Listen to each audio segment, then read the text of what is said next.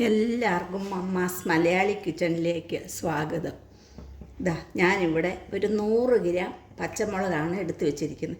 നിങ്ങൾ ഓർക്കും എന്തിനാണ് ഈ പച്ചമുളക് എല്ലാം ഇങ്ങനെ എടുത്തു വെച്ചിരിക്കുന്നതെന്നല്ലേ? കൂട്ടുകാരെ, ഞാൻ പറഞ്ഞു തരാം. നമുക്ക് ഈ പച്ചമുളക് വെച്ച് സൂപ്പർ ടേസ്റ്റിലൊരു കറി ഉണ്ടാക്കാം. അത് 1-2 ദിവസം കൂട്ടാവുന്ന കറിയല്ല, ഒരാഴ്ച വരെ വച്ചുകൊണ്ടിരുന്ന് കൂട്ടാൻ പറ്റുന്ന അടിപൊളിയായ ഒരു കറി നമുക്കിന്നുണ്ടാക്കാം. അതെങ്ങനെയാണെന്ന് ഞാൻ കാണിച്ചു തരാം. ഞാനൊരു പാന് അടുപ്പത്ത് വെച്ചിട്ടുണ്ട്. ഇതിലേക്ക് ഞാൻ ഒരു കുറച്ച് നല്ലെണ്ണ ഒഴിച്ചു കൊടുക്കുകയാണ്.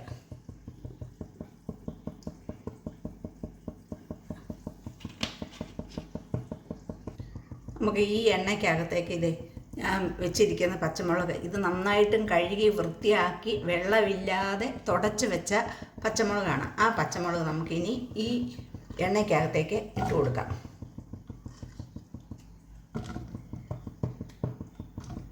ഇത് ഇനി നമുക്ക് ശരിക്കൊന്ന് വഴറ്റിയെടുക്കാം.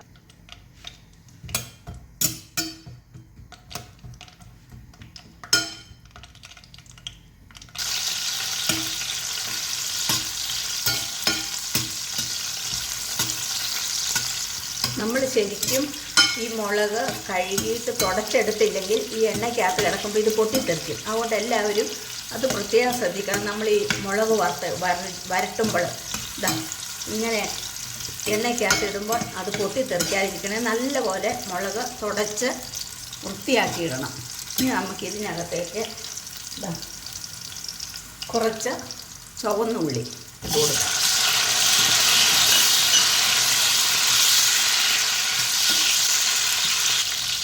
കുറച്ച് വെളുത്തുള്ളി, ഒരു ചെറിയ കഷ്ണം ഇഞ്ചി അരിഞ്ഞത്, ഇത്രയും സാധനം ഇട്ട് കൊടുക്കുക.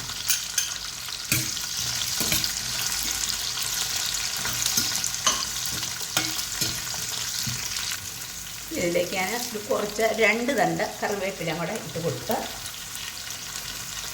പാകത്തിനുള്ള ഉപ്പ് നമ്മൾ ഇട്ടിട്ടില്ലായിരുന്നു, അതിനുള്ള ഉപ്പും കൂടെ ഇട്ട് കൊടുക്കുവാണ്. ഇത് നമുക്കെല്ലാം കൂടെ ഒന്ന് ഇളക്കണം. നമ്മുടെ ആ വെളുത്തുള്ളി, ചുവന്നുള്ളി, ഇഞ്ചിയെല്ലാം നന്നായിട്ടൊന്ന് വഴന്നു വരണം. ഇത് ആയി തുടങ്ങിയിട്ടുണ്ട്. ഉള്ളിയുടെയൊക്കെ കളറ് മാറി ഇത് കണ്ടോ, ഒരു ബ്രൗൺ കളറ് ആയി വന്നു തുടങ്ങിയിട്ടുണ്ട്.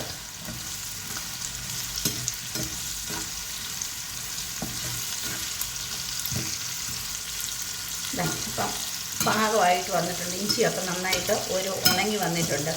ഉള്ളിയുടെയും വെളുത്തുള്ളിയുടെയും കളർ മാറി ഒരു ബ്രൗൺ കളറായി തുടങ്ങിയിട്ടുണ്ട്. ഇത് മതി. ഈ പാകം വരുമ്പോൾ നമുക്കിതിലേക്ക് ഒരു ചെറുനാരങ്ങ വലിപ്പത്തിലുള്ള പുളി ഞാൻ വെള്ളത്തിലിട്ട് പിഴിഞ്ഞ് വെച്ചിട്ടുണ്ടായിരിക്കും. ആ പുളി വെള്ളം നമുക്ക് ഇതിലേക്ക് ഒഴിച്ചു കൊടുക്കാം.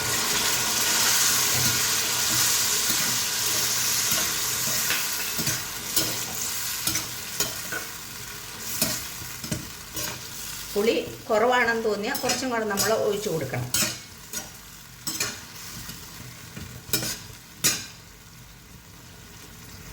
ഇനി ഇതിലേക്ക് ഞാൻ ഇട്ട് കൊടുക്കുന്ന ഒരു ചെറിയ കഷ്ണം ശർക്കരയാണ്. കണ്ടോ? ഇനി അതും കൂടെ ഇട്ട് നമുക്ക് ഇത് നന്നായിട്ടൊന്ന് ഈ ശർക്കരയൊന്ന് ഉരുകി ഇറങ്ങി വരണം.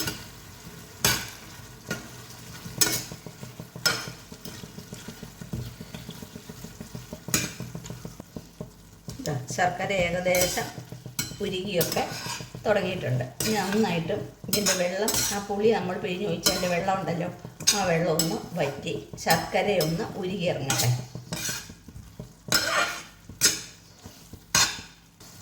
നമ്മുടെ കറി ഇവിടെ ഏകദേശമായിട്ടുണ്ട്. ഇതിലേക്ക് ഞാനൊരു 1/2 സ്പൂൺ കായപ്പൊടിയാണ് ഇട്ട് കൊടുക്കുന്നത്. ഇങ്ങോട്ട് ഇട്ട് നമുക്കൊന്ന് ഇളക്കി കൊടുക്കാം. കണ്ടോ, നമ്മുടെ കറി ഇപ്പം എങ്ങനെയായി നോക്കിക്കേ. കണ്ടോ, അടിപൊളി കറിയാണിത്. കണ്ടോ, ഇതൊരു മുളക് കൊണ്ടേ മതി നമുക്ക് ചോറ് വയറ് നിറച്ച് കഴിക്കാൻ. അത്ര ടേസ്റ്റാണ്. ഉപ്പും പുളിയും മധുരവും എല്ലാം കൂടെ കൂടിയത്. കണ്ടോ, നല്ല സുന്ദരമായ കറി. കണ്ടോ, ഇത് റെഡി ആയിട്ടുണ്ട് കേട്ടോ.